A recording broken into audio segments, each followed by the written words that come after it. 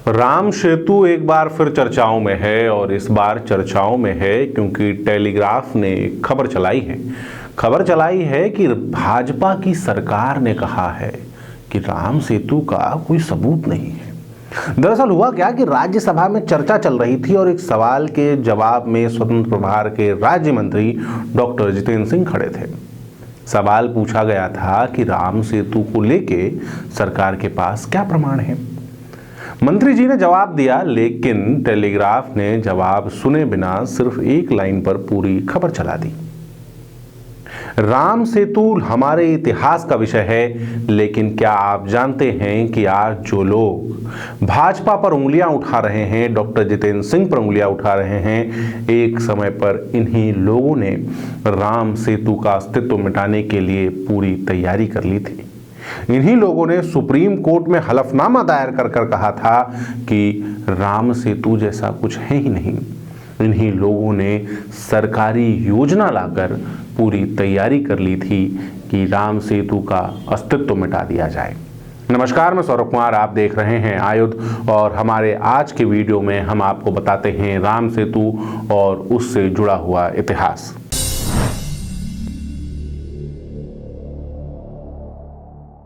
साल था 2005। देश के तत्कालीन प्रधानमंत्री मनमोहन सिंह ने समुद्रम कैनल प्रोजेक्ट की आधारशिला रखी। ये जो प्रोजेक्ट था, ये प्रोजेक्ट इसलिए बनाया जा रहा था क्योंकि तर्क ये था कि पश्चिम बंगाल से, बे ऑफ बंगाल से अगर आपको केरल तक आना है तो उसके लिए आपको चक्कर लगा के आना पड़ता है श्रीलंका का। अगर इसकी जगह बीच में से, भारत और श्रीलंका के बीच में से कैनेल बना दिया जाए तो समय बहुत बचेगा, लगभग 36 घंटे का समय बचेगा। इस समय को बचाने के लिए केंद्र की सरकार ने ये योजना लेकर आई थी। कुछ हजार करोड़ के ये प्रोजेक्ट्स थे। ऐसा नहीं है कि इसकी संकल्पना सबसे पहले कांग्रेस की सरकार ने की थी। 1860 में जब ब्रिटेन का राज था, ब्रिटिश शासन था, उस समय भी ऐसी एक परियोजना का प्रस्ताव रखा गया था, लेकिन उसके बाद अलग अलग कारणों से वो टलता रहा, वो हो नहीं पाया। 2005 में जब मनमोहन सिंह की सरकार ने इसकी आधारशिला रखी, मनमोहन सिंह ने, उसके बाद जोर शोर से इसके ऊपर काम शुरू हुआ। लेकिन जैसे ही इसके ऊपर काम शुरू हुआ, देश भर की जनता ने ये रियलाइज किया कि इसको बनाने के लिए राम सेतु को तोड़ना होगा। इसके साथ ही कुछ और भी अलग अलग तरह के लोगों के प्रश्न थे। कुछ पर्यावरणविदों का ये कहना था कि ये जो संरचना बनी है, इस संरचना के कारण लहरें तमिलनाडु केरल के तट से इतनी जोर से नहीं टकराती। सुनामी आने की स्थिति में ये संरचना बचाएगी भारत को। कुछ लोगों का कहना था कि इस पुल के कारण, जो कि वास्तविकता भी है, इसके लिए केंद्र सरकार को रिपोर्ट्स भी भेजी गई, जिसमें कि ये कहा गया कि इस ब्रिज के कारण ये जो एरिया है अनडिस्टर्ब्ड है। इसके कारण ये एकमात्र समुद्र की ऐसी जगह है जहां 20,000 से ज़्यादा अलग अलग प्रजातियां पाई जाती हैं। इसके साथ ही इसके नीचे थोरियम का एक बड़ा भंडार है और ये थोरियम का भंडार भारत की ऊर्जा आवश्यकताओं की पूर्ति करता है। अगर यहाँ पे कैनेल बन जाएगा तो उससे ये जो एरिया है, ये अंतर्राष्ट्रीय बॉर्डर माना जाएगा, अंतर्राष्ट्रीय क्षेत्र हो जाएगा। भारत का इसके ऊपर अधिकार खत्म हो जाएगा, जिसके कारण भारत साथ में ही थोरियम के वो भंडार भी खो देगा। लेकिन सबसे बड़ा तर्क और भारत की जनता का सबसे बड़ा दुख ये था कि उनके आराध्य, उनके पूज्य प्रभु श्री राम की निशानी को खत्म किया जाएगा, उसे तोड़ना पड़ेगा इस योजना के लिए। जब इस योजना का विरोध शुरू हुआ तो 2007 में सुप्रीम कोर्ट ने इसके ऊपर सुओ मोटो लिया। सुप्रीम कोर्ट ने उसके ऊपर सुनवाई करने की शुरुआत की, क्योंकि देश में बड़े स्तर पर आंदोलन शुरू हो गए थे। जैसे मैंने आपको बताया कि सितंबर में 12 सितंबर को भारत की जनता ने 8 बजे से लेकर 12 बजे तक पूरे देश भर में भयंकर चक्का जाम किया। इस चक्का जाम में एक भी गाड़ियां तक नहीं हुई थी। इसके ऊपर सुप्रीम कोर्ट ने इसके ऊपर सुनवाई करनी शुरू की। जब सुप्रीम कोर्ट ने उसके ऊपर सुनवाई करनी शुरू की तो केंद्र की सरकार ने, मनमोहन सिंह की सरकार ने 400 पन्नों का एक दस्तावेज केंद्र सरकार के सामने, सुप्रीम कोर्ट के सामने प्रस्तुत किया। इस दस्तावेज में यह कहा गया था कि भारत की सरकार ने आज तक राम सेतु को लेकर कोई भी सर्वे का काम नहीं कराया है। भारत की सरकार राम के अस्तित्व को नहीं मानती, भारत की सरकार राम सेतु के अस्तित्व को नहीं मानती, भारत की सरकार राम सेतु को बचाने के लिए प्रतिबद्ध नहीं है।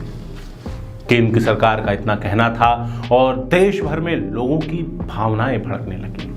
देश भर में जगह जगह आंदोलन शुरू हो गए और उसके बाद एक ही दिन के बाद केंद्र की सरकार ने अपना वो प्रस्ताव, अपना वो डॉक्यूमेंट वापस ले लिया।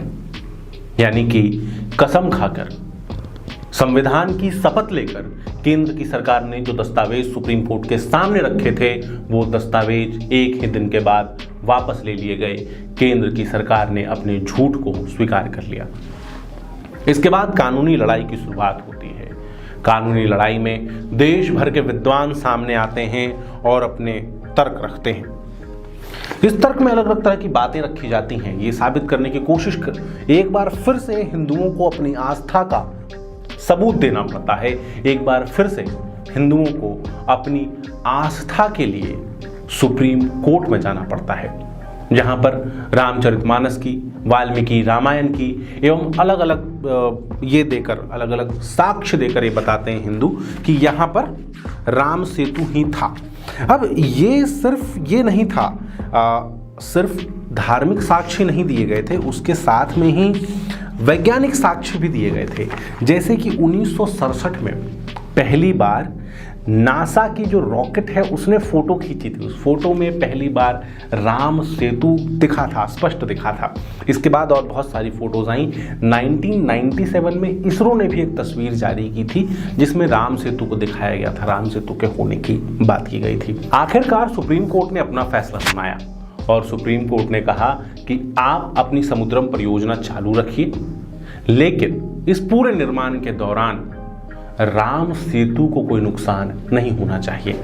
केंद्र सरकार के सामने जब ये प्रस्ताव आया था ये समुद्रम परियोजना का, तो उनके पास और बहुत सारे ऑप्शनल रूट्स थे, लेकिन उसके बावजूद केंद्र की सरकार ने वही मार्ग चुना जिस मार्ग के निर्माण के लिए राम सेतु को तोड़ना जरूरी था। इसके निर्माण से कुछ मंत्रियों को फायदा पहुंचाने की भी कोशिश की गई। अगर आप राम सेतु फिल्म देख के आने के बाद आपके मन में सवाल है, अगर आप और जानना चाहते हैं भारत की जनता, भारत की हिंदू जनता अपने प्रतीकों की रक्षा के लिए किस तरह से लड़ी है, उसे कैसे अपमानित किया गया है, ये जानना चाहते हैं तो इस घटना के बारे में, इस विवाद के बारे में विस्तार से पढ़िए। एक 10 मिनट के वीडियो में आपको सब कुछ बता पाना संभव नहीं है।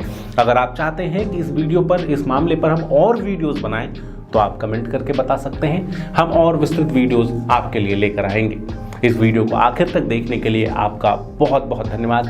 अगर आपको ये वीडियो अच्छा लगा तो चैनल को सब्सक्राइब कर लीजिए। इसके साथ ही आप फेसबुक, ट्विटर और इंस्टाग्राम पर भी हमसे जुड़ सकते हैं। आपका बहुत बहुत धन्यवाद।